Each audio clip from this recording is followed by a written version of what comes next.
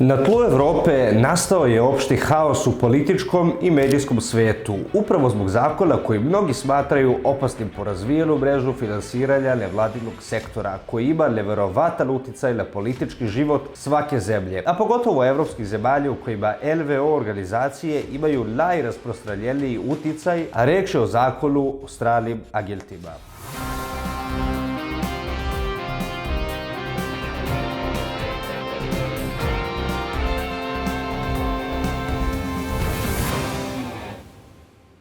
U Gruziji se upravo zbog ovog zakona dešavaju ogromni protesti. U Americi, gde je ovaj zakon i patentiran, je na snazi odavno, a u Rusiji se koristi u punoj snazi. Međutim, u Srbiji je u Skupštini podnet zahtev za njegovo uvođenje od strane poslanika Vulinovog pokreta socijalista. U predlogu ovog zakona navedeno je da se kao strani agenti smatraju sva udruženja i neprofitne organizacije koje se većinski finansiraju iz strane države, a bave se naravno politikom u Srbiji na bilo koji način.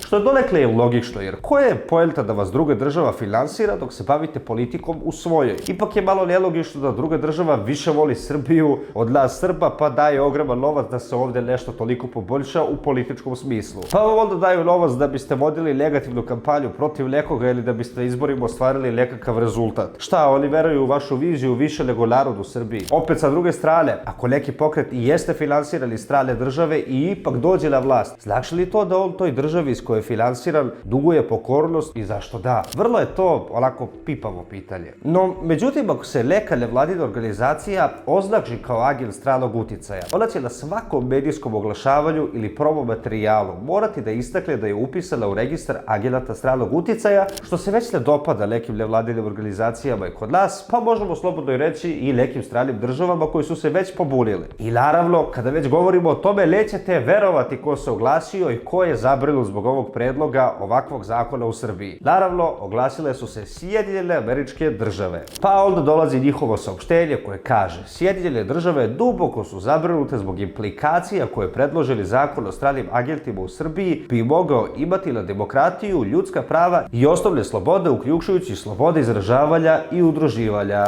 Prosto, evo, razlježio sam se kako se oni bave tim pitanjima i kako je njima stalo da se to nikako ne povredi u našoj zemlji. Onda oni pojašnjavaju, takav zakon mogao bi da suzi prostor za djelovanje građanskog društva, stigmatizuje organizacije civilnog društva koje rade na unapređenju života građana Srbije i ometa rad nezavisnih medija koji javnosti pružaju tačne informacije. Jao Bože, kad ih slušam ovo, prosto pomislim kako mi živimo u jednom divnom svetu koji neki hoće da nam upropaste. Pa nam i Sjedinjene Američke Države ovako divno pružaju, kao i njihove neverovatne vrednosti. I naravno, oni dodaju da su ovi elementi ključni za sve demokratske institucije i demokratske sisteme. Pa da je to i logično, znači vi finansirajte NVO sektor, da tipa dođu i pričaju mladima da je Kosovo nezavisno i time krše Ustav Srbije, a mi moramo da ćutimo da ne bismo povredili njihova osjećanja i da ne bi slučajno suzili prostor njihovog delovanja. Ma nemojte. Međutim, kada bi se ovaj zakon i uveo, svaka nevladina organizacija koja je u registru stranih agenata, a to ne istakne gdje treba, kaznit će se novčanom kaznom do 2 miliona dinara kao organizacija, a kao odgovorno lice do 200.000 dinara. E sad, da biste shvatili koja je ironija to što se Amerikanci bune protiv ovog zakona, moramo da se vratimo na koren svega ovoga. Izvor inspiracije za ovaj zakon je upravo američki FARA zakon o registraciji stranih agenata iz 1938. godine, koji propisuje da kao strani agent budu označeni pojedinci i organizacije koje dobijaju novac iz inostranstva s eksplicitnim ciljem, objašnjava američko ministarstvo pravde na svom